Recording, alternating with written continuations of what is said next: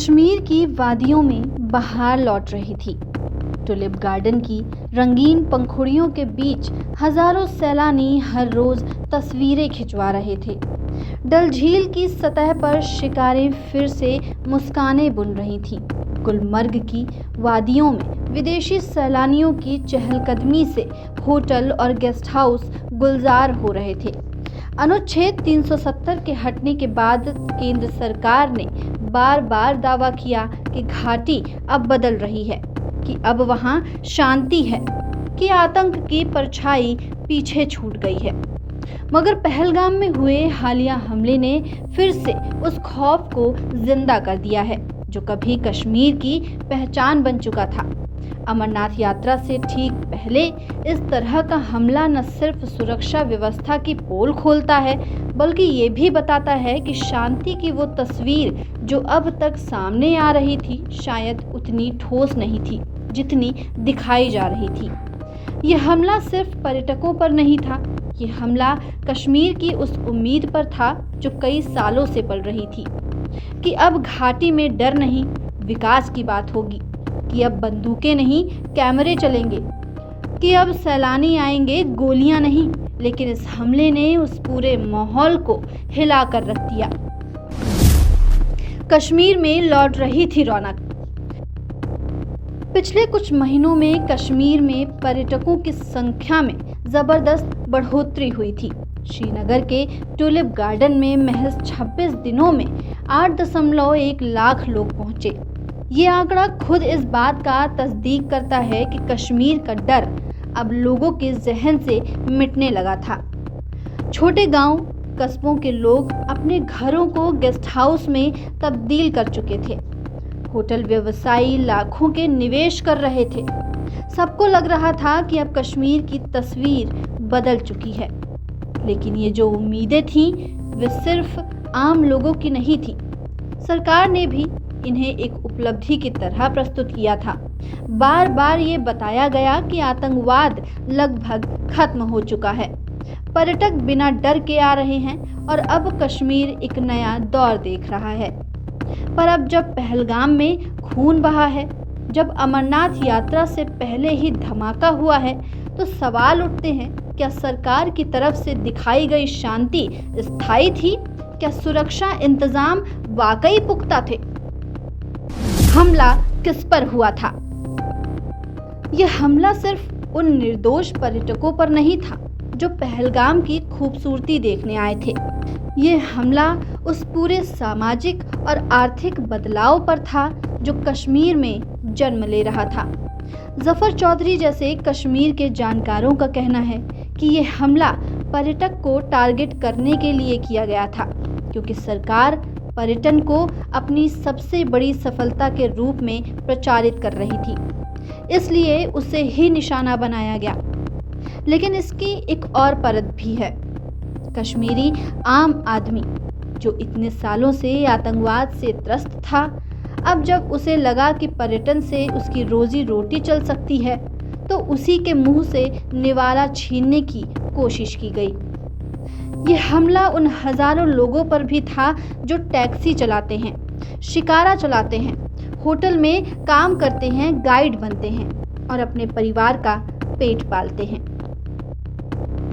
दुनिया का ध्यान खींचने की कोशिश। इस हमले का मकसद एक और भी था, अंतर्राष्ट्रीय ध्यान आकर्षित करना।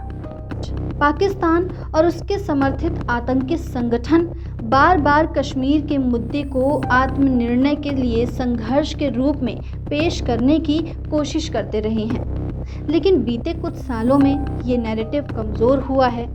भारत की कूटनीति और दुनिया के बदलते रुख ने ये साफ कर दिया कि पाकिस्तान की ये दलीलें अब ज़्यादा असरदार नहीं रहीं। ऐसे में जब दुनिया भर से पर्यटक कश्मीर आने लगे, तो ये इस बात का प्रतीक बन गया कि घाटी में हालात सामान्य हैं और इसी नैरेटिव को तोड़ने के लिए ये हमला किया गया, ताकि दुनिया को दिखाया जा सके कि कश्मीर अब भी एक अस्थिर और खतरनाक इलाका है। स्थानीयों की प्रतिक्रिया और निंदा। हमले के बाद पहलगाम में स्थानीय लोगों ने कैंडल मार्च निकाला। उन्होंने हिंसा की निंदा की। ये अपने आप में एक बड़ी बात है। कश्मीर में जहां कभी आतंकियों को चुपचाप समर्थन मिलता था, वहां अब लोग हिंसा के खिलाफ खुलकर बोलने लगे हैं। ये एक बदलाव है और शायद यही बात आतंकियों को सबसे ज़्यादा खटकती है। मुख्यमंत्री उमर अब्दुल्ला ने भी कहा है कि हाल के वर्षों में नागरिकों पर ऐसा हमला पहले नहीं हुआ था। ये बात इस हमले की गंभीरता को बताती है। हिंसा का भूगोल बदलता है। ये सच है कि कश्मीर घाटी में हिंसा में कमी आई है, लेकिन जम्मू के सीमावर्ती जिलों राजौरी, पुंछ और कठुआ में मुठभेड़ें बढ़ गई हैं। वहां आतंकवादी घुसपैठ कर रहे हैं और सुरक्षा बलों के साथ लगातार टकराव हो रहे हैं। जून 2024 में रियासी जिले में तीर्थयात्रियों से भरी बस पर हुआ हमला इसका प्रमाण है, जिसमें एक 2 साल का मासूम बच्चा भी मारा गया। इससे पहले मई 2023 में एक पर्यटक जोड़ा भी गोलीबारी का शिकार हुआ था और अब 2025 में पहलगाम में हुआ ताज़ा हमला इस श्रृंखला की सबसे भयावह कड़ी बन गया है। इतिहास से सबक। कश्मीर में अमरनाथ यात्रा से पहले या दौरान हमले कोई नई बात नहीं है। साल 2000 में अमरनाथ बेस कैंप पर हमला हुआ था। 30 से ज़्यादा लोग मारे गए थे। 2001 में शेषनाग में 13 तीर्थयात्रियों की जान चली गई। 2002 में 11 लोग मारे गए और 2017 में जब तीर्थयात्री लौट रहे थे तब भी उन पर हमला हुआ था। सबसे भयावह हमला 14 फरवरी 2019 को पुलवामा में हुआ, जब जैश-ए-मोहम्मद के एक आत्मघाती हमलावर ने सीआरपीएफ के काफिले को विस्फोटकों से उड़ा दिया था। 40 जवान शहीद हुए थे।